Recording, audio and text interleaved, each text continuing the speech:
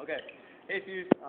First of all, I want to thank you for volunteering in our Keiki Zone. It's such an important area. We're trying a new thing today, and I'm just going to give you a short little 3-minute synopsis of what we talked about tonight on Wednesday, April 4th. So, as we're leading up to Easter this upcoming weekend, we're going to be talking about something pretty simple, and it's how Peter denied Jesus. In Matthew 26, Jesus says to the disciples that everyone's going to fall away from him.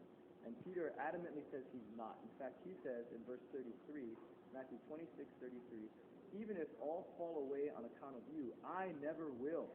And then Jesus tells him, no, you're going to. That this very night before the rooster crows, you're going to disown me 3 times. And then Peter adamantly says after that, even if I have to die with you, I will never disown you. And then all the other disciples said, yeah, us too. And they all agreed.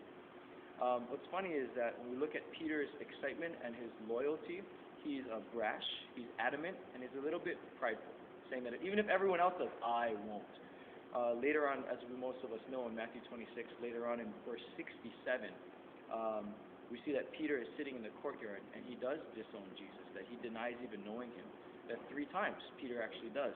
That a little servant girl, probably like 10 years old, approaches him and says, hey, you were with Jesus? And he goes, no, I wasn't. And then later on, someone else asks him and says, hey, weren't you with Jesus?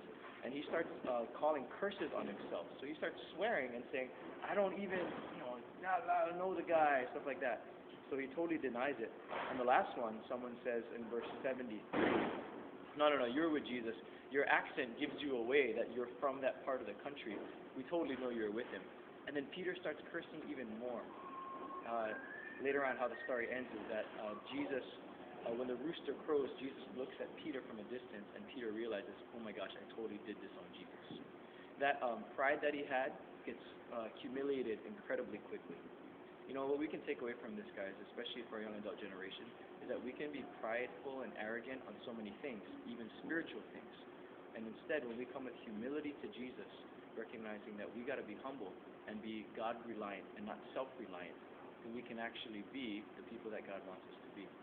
Peter was incredibly self-reliant, but he needed to be more reliant upon Christ. There's going to be times when our loyalty is tested, and denying Jesus never really happens. Doesn't happen too much with our words. We never really say, I deny Jesus. I mean, nobody that's a Christian really says that. But instead, we deny him in our actions.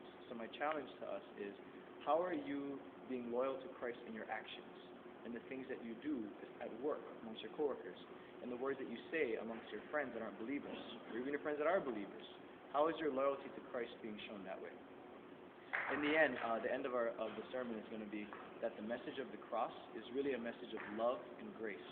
And what we find at the end of the entire story is that Peter is reinstated by Jesus, and Jesus receives him back, forgives him for denying him, and actually he forgives him three times and brings him back into the community of believers.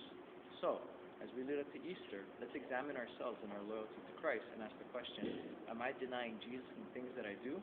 Because if I am, I got to come back to the cross and find that forgiveness. Hope that blesses you. Thank you again for volunteering.